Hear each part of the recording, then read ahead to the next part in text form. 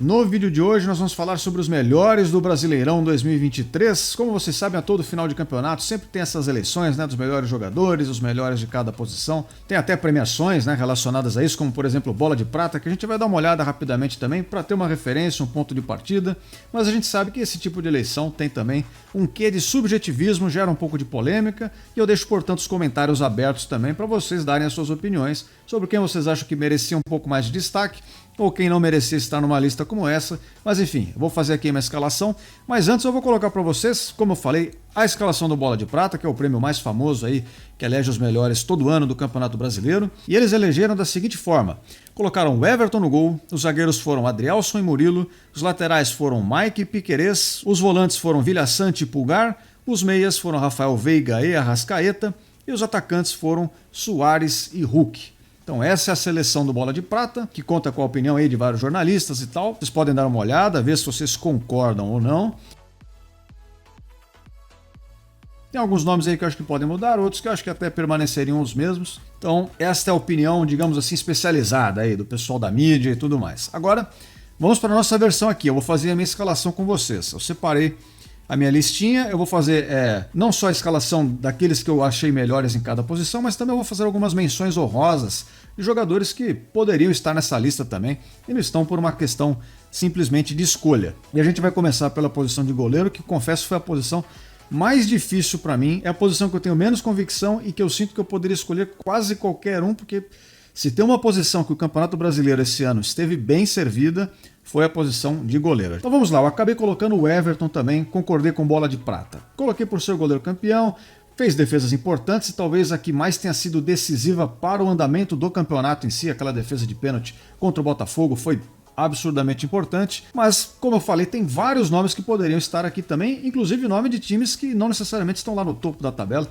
Alguns times abaixo da tabela também tiveram goleiros com performance de destaque. Então eu vou colocar aqui alguma lista citando alguns e vocês vão ver que eu vou citar quase todo mundo, porque realmente nós tivemos muitos bons goleiros nessa competição. Então olha só, o Everson do Atlético Mineiro foi um goleiro que foi muito bem, Marcos Felipe do Bahia foi bem, João Ricardo do Fortaleza foi muito bem, o Léo Jardim pelo Vasco, o Fábio pelo Fluminense e assim, vários outros goleiros não necessariamente foram assim os melhores, mas também foram bem, o Bento pelo Atlético Paranaense, o Walter pelo Cuiabá, o Rafael Cabral pelo Cruzeiro, inclusive o Lucas Perry, se a seleção fosse feita só pelo primeiro turno, que inclusive eu pensei em fazer um vídeo sobre isso aqui na época, eu acabei não fazendo. Ele seria eleito o melhor goleiro do campeonato, sem dúvida, mas acabou caindo tanto de rendimento o time do Botafogo na segunda parte da competição, que muitos jogadores acabaram saindo dessa minha lista aqui. Eu tenho a lista do primeiro turno aqui, tinham vários jogadores do Botafogo, e aí vários desses nomes sumiram, inclusive o do Lucas Perry. Mas enfim, vou ficar com o Everton com essas menções honrosas. Everson do Atlético Mineiro, Léo Jardim do Vasco. Mas como eu falei, tem até outros aqui que daria pra colocar. Mas aí você vai me dizer, pô, é esculhambação, cara. Você vai eleger todo mundo melhor da posição? Não, é só no goleiro mesmo que realmente eu fiquei em dúvida, porque é muita gente que foi bem. Então foi mais difícil, mas agora daqui pra frente vai tranquilo. Então na lateral direita, por exemplo, eu não tenho nem dúvida. Pra mim é destacado 100% de convicção. Mike do Palmeiras, concordo com Bola de Prata. Foi realmente o melhor da posição, assim, disparado. Eles devem estar longe do segundo, do terceiro colocado. Então aqui pra mim é 100%, eu não vou nem fazer menção honrosa. Mike com convicção. Já na zaga a coisa muda um pouco. A Bola de Prata colocou ali o Adrielson e o Murilo. E eu aqui talvez já mudasse um pouco. Na lateral pela direita eu colocaria o Léo Ortiz, o zagueiro do Red Bull Bragantino. Acho que ele foi ainda melhor do que o Adrielson. O Murilo eu até posso deixar nessa lista aqui, por mim tudo bem. Seria o meu segundo zagueiro. Agora a gente pode fazer menção honrosa aqui também ao Lucas Beraldo do São Paulo, que provavelmente é o jogador mais promissor que o São Paulo tem no seu elenco, que o São Paulo tem de melhor lá. É esse zagueiro que tem estatísticas muito boas. Ou o Fabrício Bruno do Flamengo, fez uma temporada em que, se o time do Flamengo não foi muito bem, o Fabrício Bruno foi um dos jogadores que conseguiu se manter numa regularidade boa ao longo de toda a competição. Para quem pergunta, né, e o Gustavo Gomes, sempre todo mundo fala dele, por que ele não está nessa lista? O Gustavo Gomes, realmente, se fosse nos anos anteriores, ele estaria nessa lista, assim, sem dúvida nenhuma, com margens de sobra. Mas nesse ano específico, o rendimento não foi o mesmo, portanto eu não o coloco aqui entre os melhores. E se quiser colocar o Adrielson como uma menção honrosa aqui também, eu aceito, mas eu já não colocaria ele entre os melhores. Fico com Léo Ortiz e Murilo. Aí na lateral esquerda, aqui já tem um pouco mais de competição. Eu aceito a posição aqui do Piquerez.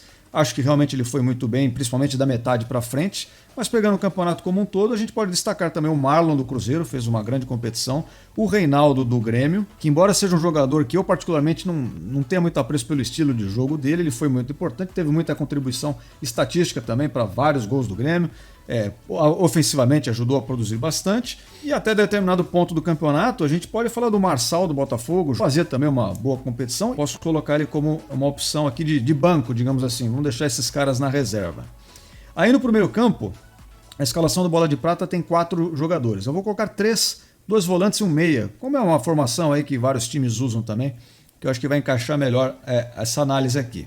Nessa posição, o Bola de Prata elegeu Vilhaçante e Pulgar, que eu acho compreensível, mas eu mudaria aqui. Eu colocaria o Vilhaçante do Grêmio e o Zé Rafael do Palmeiras, porque ele foi muito importante para o time que foi campeão ao longo de toda a competição. Então acho que isso merece um destaque.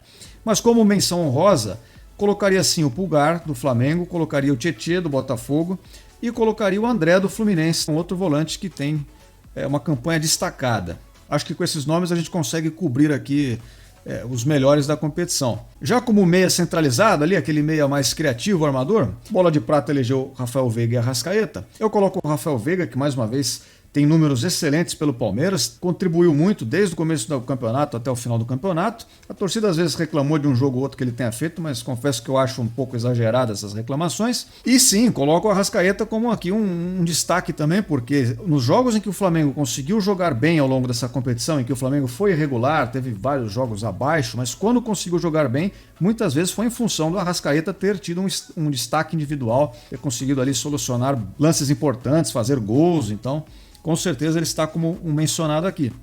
E eu colocaria até o Lucas Evangelista, também do Red Bull Bragantino, nessa lista, porque para o Bragantino ele certamente foi um destaque e ajudou o Bragantino a ter uma campanha que até dado momento era muito boa. No finalzinho ali deu uma desandada, mas durante a maior parte do campeonato foi sim um bom desempenho, foi um bom rendimento. E no ataque, pessoal, aqui eu também não tive muita dúvida não, aqui foi fácil escolher, só tem uma posição que talvez tenha ficado mais difícil. Então eu vou colocar assim, são 3 atacantes. Porém, não são 3 atacantes com 2 abertos e um centralizado, tá? São 3 atacantes mesmo, assim, mais próximos um do outro. Não tem como não dizer. Soares. Luiz Soares foi muito importante para o Grêmio. O Grêmio sem o Luiz Soares com certeza teria uma campanha muito abaixo do que fez. Ele carregou o time em várias partidas, decidiu muitos jogos e foi o melhor atacante do campeonato, pegando o todo aí, do começo ao fim. Participações muito boas desse cara que sim, um jogador de um nível acima. E a dupla de ataque do Atlético Mineiro também foi muito bem. É a essência ali do Atlético Mineiro, é o que fez o Atlético Mineiro ter uma arrancada ali no final, desde o começo do campeonato também já vinha jogando bem, e eles entre si mesmo fazem uma boa dupla, né? Eles se entendem bem dentro de campo. Então, portanto, os outros 2 atacantes eu fico aqui com o Paulinho e com o Hulk. E aqui eu vou fazer menções honrosas com algumas ponderações, porque eu vou colocar, por exemplo, o Endrick como uma menção honrosa. Mas por que ele não entra na lista no lugar, por exemplo, do Hulk? Se eu tirasse alguém, seria o Hulk, aqui dos titulares, digamos assim. Porque o Endrick jogou muito menos tempo, né? Ele participou menos no campeonato. Por mais que, enquanto ele tenha participado, ele tenha sido muito decisivo, muito importante, ele tem um número de jogos bem menor, o Hulk jogou o campeonato inteiro e tal. Então eu deixo para ele a posição e o Endrick fica como menção honrosa. Mas eu também faria uma menção honrosa ao Vitor Roque, que se não tivesse machucado, vinha fazendo um campeonato muito bom, provavelmente também teria tido uma contribuição ainda maior. Faço então essa menção a ele também. E o Tiquinho Soares do Botafogo, que passou por uma dificuldade até pessoal também, difícil, que parece ter afetado ele na parte final da competição. Mas enquanto ele estava na sua normalidade, digamos assim, também vinha fazendo um campeonato de artilheiro, um campeonato ali de jogador decisivo, que da onde pegava a bola conseguia fazer os gols. Então eu coloco uma menção honrosa para o Tiquinho também. Então a minha escalação final, desconsiderando agora todos esses jogadores que vieram aqui de rebarba, ficou o Everton no gol, Mike pela direita, Léo Ortiz e Murilo na zaga, Piquerez na esquerda, Vilhaçante, Zé Rafael, Rafael Veiga, Soares, Paulinho e Hulk, ou na ordem que você quiser, Hulk, Paulinho, Soares, enfim. Esse trio aí que jogou muito bem durante todo o campeonato. Essa é a minha escalação, vocês também podem dizer a de vocês. Alguém pode comentar, mas tem vários jogadores do Palmeiras aí. Bom, sim, acho que quando o time é campeão é porque alguém ali deve ter jogado minimamente bem, né? Na escalação do Bola de Prata foram 5 jogadores do Palmeiras eleitos, na minha aqui foram 6. Parece que tem um a mais ali que eu coloquei o Zé Rafael, que eu acho que merece sim destaque para a posição. Certo? Então fiquem à vontade para opinar e lembrem-se, se vocês quiserem receber mais vídeos aqui no canal, é só você se inscrever, que você vai receber todo o conteúdo que nós publicamos aqui. Eu espero todos vocês aqui em breve e até a próxima. Fui!